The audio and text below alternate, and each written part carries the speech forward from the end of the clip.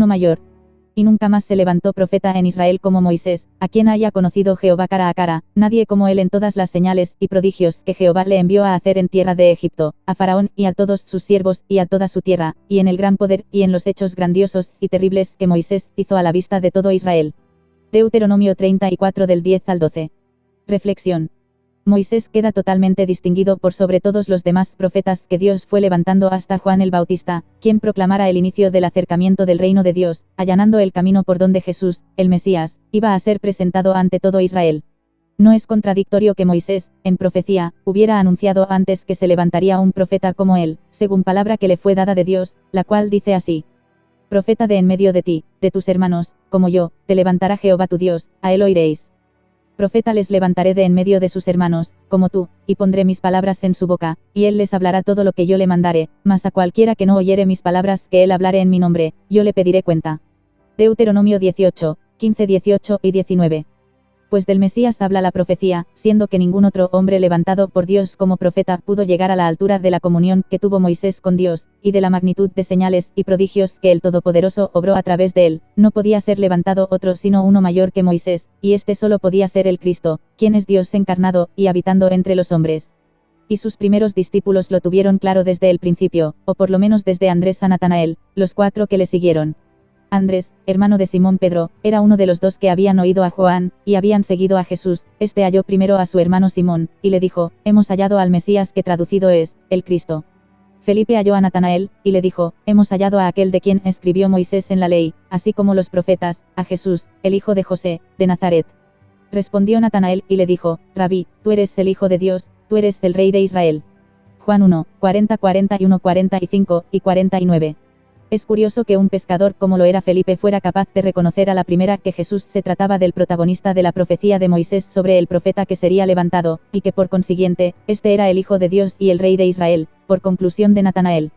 Mientras que los más entendidos en la ley y los profetas, que eran los escribas y los fariseos, no lo aceptaban ni aun cumpliendo las obras mesiánicas delante de sus narices. Pues resulta que lejos de maravillarse por haber sanado a uno que llevaba 38 años sin poderse mover, esperando que alguien lo metiera en el estanque de Betesda, aunque ya perdiendo toda esperanza, miraba resignado cómo los demás corrían por entrar a aquellas aguas que, según creencias populares, sanaban al primero que se adentraba en ellas. Pues no se maravillaron sino más planeaban matarlo, porque a su parecer, Jesús transgredía el día de reposo sanando a enfermos o echando fuera demonios. Sobre tal cosa, el Señor les contestaba: Mi Padre hasta ahora trabaja, y yo trabajo. Juan 5:17b. Y aún se enfurecían más por hablar de sí como de Hijo de Dios. La realidad es que su enojo venía precisamente porque conocían muy bien las Escrituras, y no podían negar que Jesús estaba cumpliendo a rajatabla con lo que Moisés escribió de él. Por lo tanto Jesús les exhortará: Escudriñad las Escrituras, porque a vosotros os parece que en ellas tenéis la vida eterna, y ellas son las que dan testimonio de mí, y no queréis venir a mí para que tengáis vida. No penséis que yo voy a acusaros delante del Padre. Hay quien os acusa, Moisés, en quien tenéis vuestra esperanza, porque si creyeseis a Moisés, me creeríais a mí, porque de mí escribió él, pero si no creéis a sus escritos, ¿cómo creeréis a mis palabras? Juan 5, 39 y 40 y del 45 al 47. Aplicación. Dios se ha querido revelar claramente al hombre desde el principio de los tiempos, y declararle su voluntad de que seamos reconciliados con él en Cristo. Esta revelación se fue dando de forma paulatina, progresando según le ha ido yendo a la humanidad la capacidad de asimilar la información, desde el primer anuncio de redención por medio de la simiente de la mujer, presentada en Génesis 3:15, lo que se conoce como el protoevangelio, hasta la total revelación de la que disponemos en el tiempo actual, con la Iglesia constituida y debidamente fundamentada en Cristo, por medio de los apóstoles que el Señor delegó. Aún así, quienes pudieron acceder a las Escrituras en los tiempos antiguos, leerlas y meditar en ellas, aunque tuvieran solo una porción de la revelación de Dios, estaban capacitados para reconocer cualquier cumplimiento de las profecías que recibieron hasta la fecha, de manera que el que no lo aceptara no podía culpar a Dios de no dar anuncio, sino que habiendo la información justa y perfecta para ese tiempo en cuestión, el destinatario no supo o no quiso aplicarla.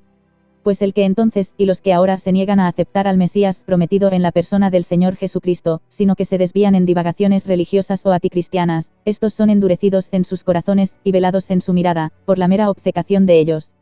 Pero el entendimiento de ellos se embotó, porque hasta el día de hoy, cuando leen el antiguo pacto, les queda el mismo velo no descubierto, el cual por Cristo es quitado, y aún hasta el día de hoy, cuando se lee a Moisés, el velo está puesto sobre el corazón de ellos, pero cuando se conviertan al Señor, el velo se quitará.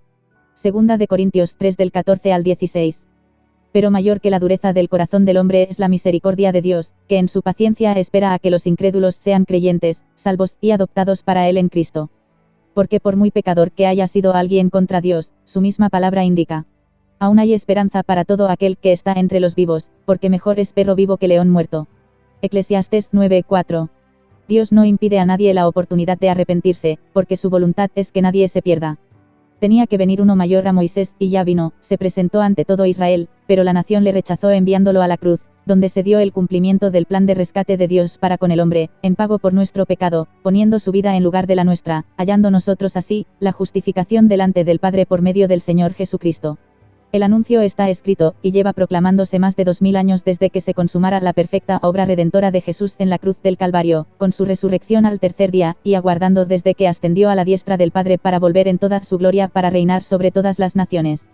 Y este es el anuncio, que Dios ha mandado a su Hijo a morir por todos los pecadores, para que todo aquel que en él cree no se pierda, sino que tenga vida eterna.